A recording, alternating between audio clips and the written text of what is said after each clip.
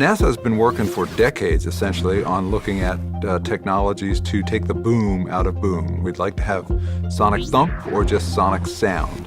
And the idea is to design the airplane so that the shock waves that are produced in supersonic flight are arranged in such a way that you don't have a boom. You have just kind of a general gradual pressure rise which produces a quiet sound. So there are a number of challenges associated with supersonic travel in general.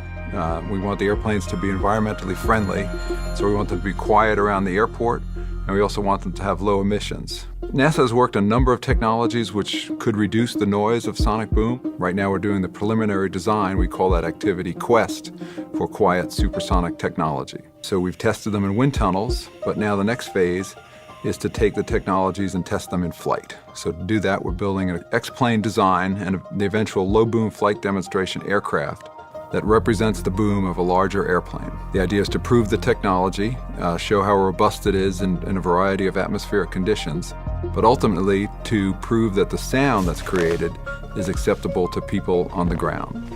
NASA is conducting supersonic research with a lot of different organizations around the country. But primarily our role is, getting the data for supersonic flight. One of the primary things we have to do initially is get the atmospheric data so we understand the effect of the atmosphere, real atmosphere on the sonic boom. But then the real data for regulatory change required is just really taking measurements on the ground and then doing surveys of the population to see what the annoyance of those much quieter sonic booms are. It should sound like a thump, so it could be that people don't even notice the sonic boom, and that's what we want to. That's really the data that we're talking about for regulatory change.